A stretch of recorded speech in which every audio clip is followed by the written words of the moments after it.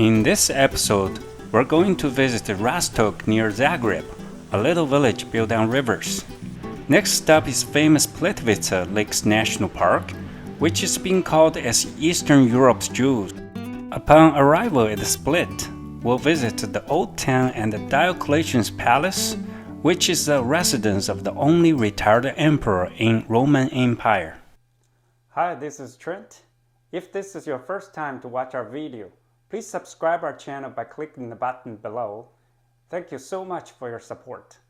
Today we're going to drive from Zagreb to Rastoke, then to our next stop, Plitvice Lakes National Park. After that is our last stop today, the Hotel Sanolan Palace.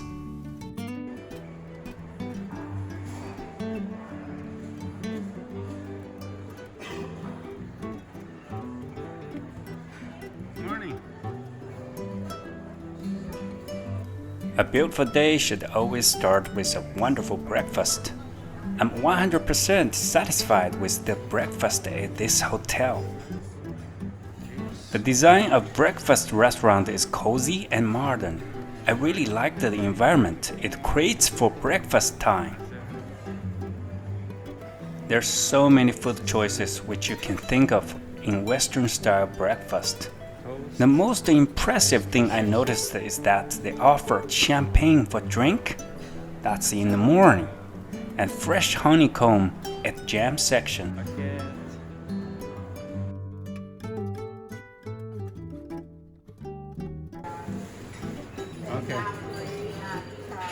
At today's breakfast, I learned how to make mimosa because the two ingredients, champagne and orange juice, were all offered. I never imagined to drink alcohol beverages in the morning, but since this is a vacation, we can absolutely indulge ourselves. Scrambled egg. This is a soup. What is a soup? Egg. Wow. There's also whole ham waiting for you to cut. Very interesting. This is not a breakfast. It's more like a full meal to me. I just can't wait to eat.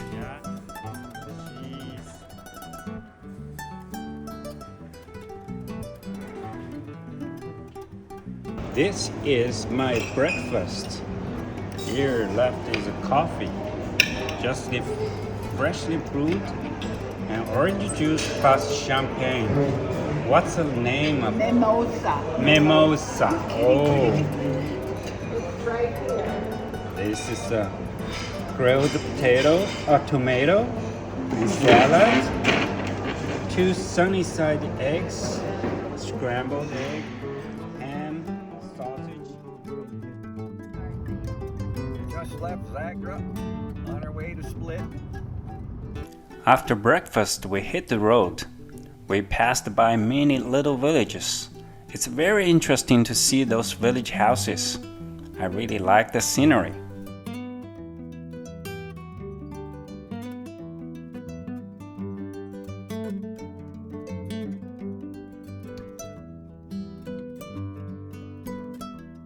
Not long we arrived at the first attraction today at Rastoke.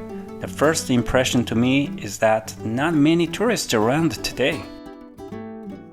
Now the weather is very pleasant and the air is so fresh here. As a tourist, I like this place right away. I'm wondering how people decided to build houses on rivers in first place, because the humidity can certainly destroy the houses. I guess the answer to my question is the power created by waterfalls. It's perfect to build watermills here. That's a main industry here in this village, which transferred to grinding and mechanical machines. The second concern is the sound of waterfalls, which I think an average person can't fall asleep in this loud sound. For this question, my guess is that people just work here and not live here. That's more reasonable answer. The scenery here is absolutely gorgeous. Stroll along the riverbank is quite relaxing. Have a drink at the coffee house in the village must be really enjoyable.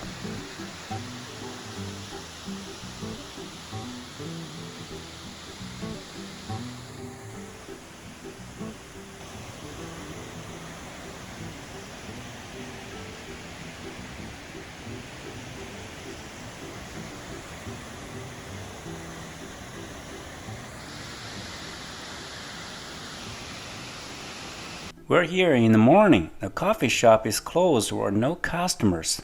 It will be really busy in the evening or weekend. Many houses were rebuilt here as they were destroyed due to the war in 1995.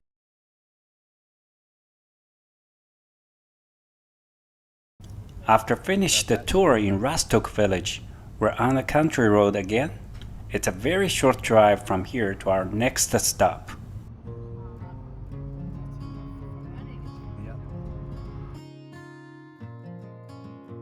Only about 30 kilometers away is Plitvice National Park.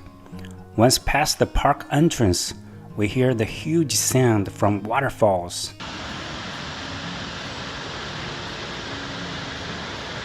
After a short walk, the waterfalls beautifully presented in front of our eyes in the valley, and they're from different directions in cascade. The little lakes showing wonderful green colors under the cloudy blue sky, and they're just like little pieces of jade lying in the valley. This place is crowded as there are always so many tourists each day. About 1 million visitors come here to enjoy this natural beauty each year, and it became a major contributor to local economy.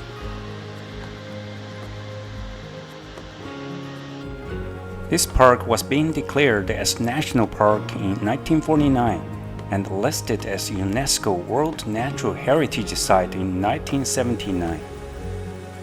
We walked down to the bottom of the valley and the water flows beside us or under our feet. That's an amazing experience.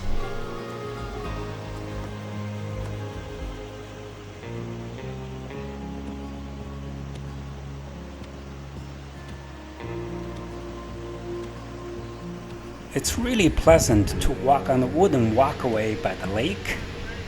The water is very clean and we can see fishes in the lakes.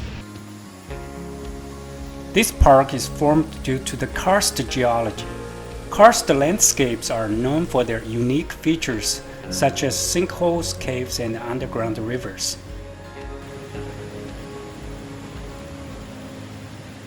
Since we're here, I have to talk about the tufa formation, which is related to the formation of the lakes. Tufa is a type of limestone that precipitates out of the calcium-rich water.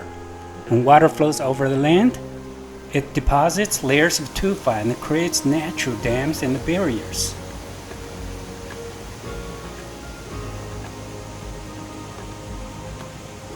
If you're hungry now, there's a restaurant in the park. The fast food were offered. Besides walking along the lakeshore, take a short cruise on the lake is also a nice way to enjoy the scenery in this park. I also learned how to correctly pronounce this park's name from local people on the cruise. Where is it? Okay. Plitvice. Thank you so much. There we are. Where are we now? We're on a boat. Which boat? National Park.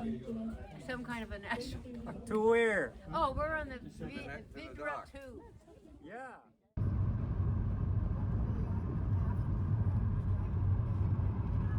We continue our journey toward the south to Split, the bustling port city of Croatia. The scenery along the roadside is stunning, with vast grasslands nestled between imposing mountains, and the highway is in excellent condition. Croatia is a truly beautiful country to visit. Its land size is about 56,000 square kilometers, which is similar to the size of Nova Scotia in Canada. The population is around 3.9 million. After 3 hours, we arrived at our hotel Salona Palace, which is located right beside the historic Salona ruins.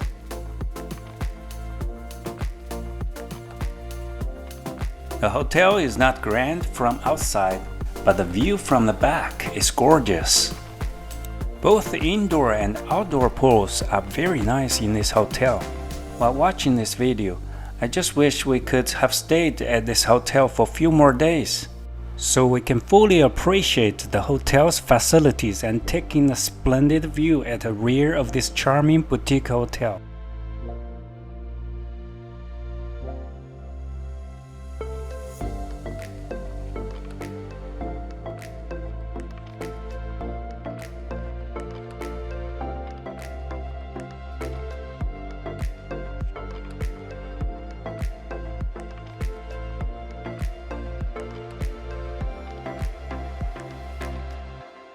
The theme of this hotel is all about ancient Roman Empire.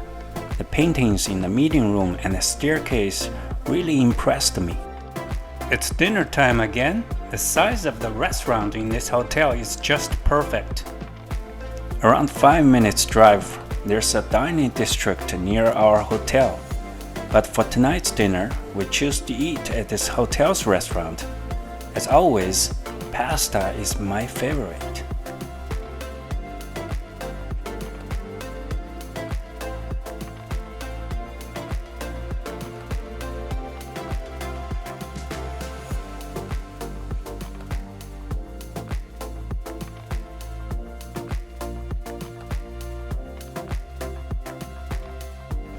Wake up in the morning and see the wall paintings again on the way to breakfast. Nice!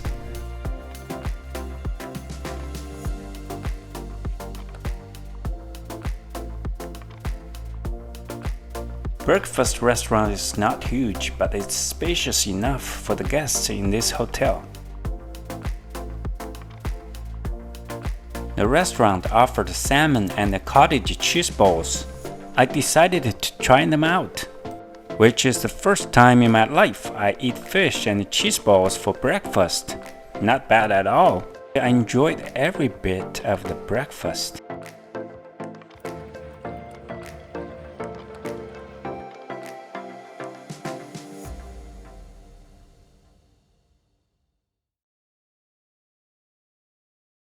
Today we're going to have a full day tour in the city.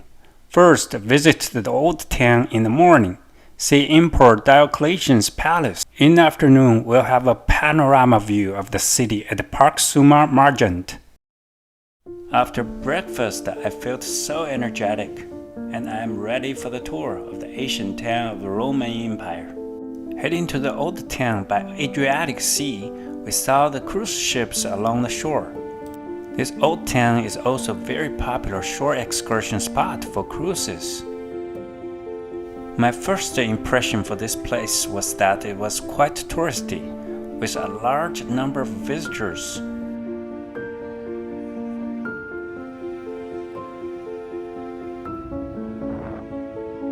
On the southern side of Diocletian's palace, there's a miniature replica of the palace building, providing a glimpse of its original architecture.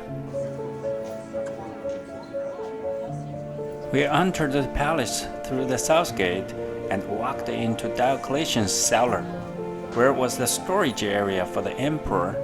Now it became an indoor souvenir shopping street. The building itself is magnificent. I like to see the structural elements of the buildings from ancient time. Some of the construction method we still use in new buildings. After getting out of the cellar, we saw the Temple of Jupiter. It was built between AD 295 and 305 during the construction of the palace. At the entrance of the temple, we can also see one of the 12 sphinxes the Emperor Diocletian brought from Egypt. The rest of them are missing, and this one is also broken and glued together as well. The palace's vestibule is stunning. As I looked upwards from within, I saw sunlight streaming down through the circular top, creating a truly grand view. Actually, this vestibule was covered with a dome originally, but it collapsed sometime in the past. We can only imagine how mesmerizing this structure was when it was newly built.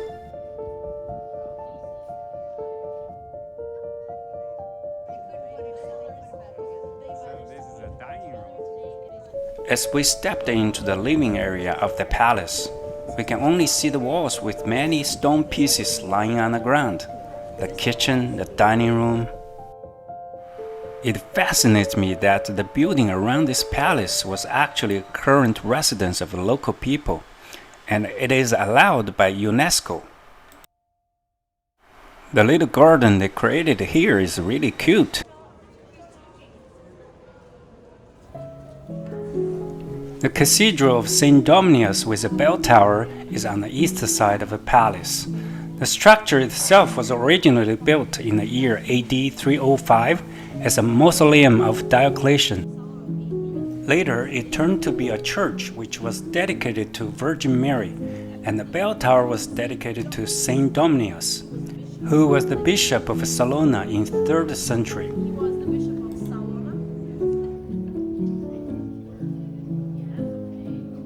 Salona was a large Roman city serving as a capital of the province of Dalmatia.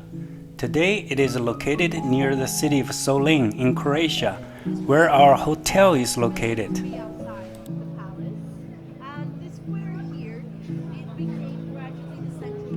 As we walked toward the west, we're out of the palace and arrived at the People's Square.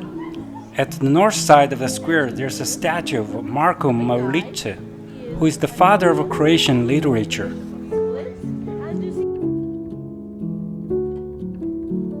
The buildings around the square appeared in various styles, Renaissance, Venetian, and Gothic, due to the influence from different rulers in the past.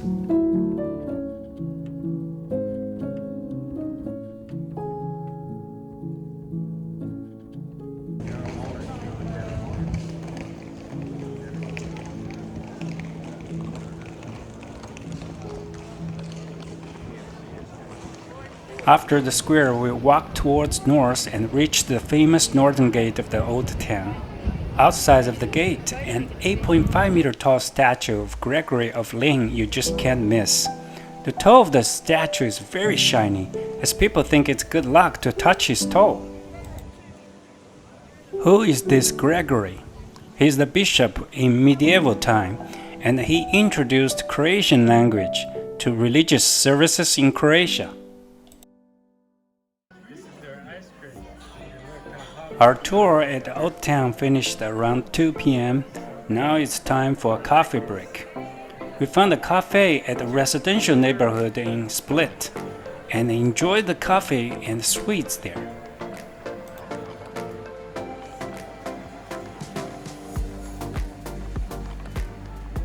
Now we're enjoying the time just like locals.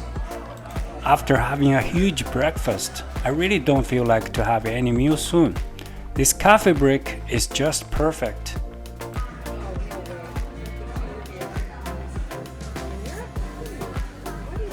A visit to Split wouldn't be complete without viewing the city from a higher point. After coffee break, we drive to the Telegreen viewpoint in Suma Park, which is located at the west side of the city. Since no car is allowed to drive to the viewpoint in the park, walk is the only way to get to the top viewpoint. After half an hour uphill walking, we reach the best viewpoint. This $1 million view is worth every effort we put in. The park's full name is Park Suma Marjan. Suma in Croatian language means forest. This park does have a lot of trees. We stopped at several viewpoints along the way up, and the view amazed us at each stop. Today the weather is not the best. I can imagine when the sky is blue, the view would be even more stunning.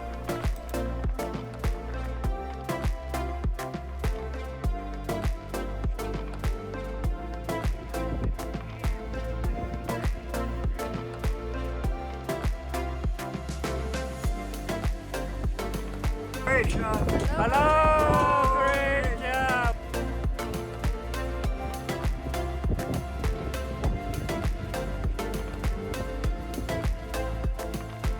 After a long day of touring, our appetites are ravenous, and we've just reached Grazuli, a beloved restaurant among the locals. There's no doubt about it, the food is absolutely delicious, as my taste buds quickly confirmed upon the very first bite. The bread served here is by far the best we've had on this trip. The owner called himself as the Little Monkey, and he's genuinely a pleasant and friendly host.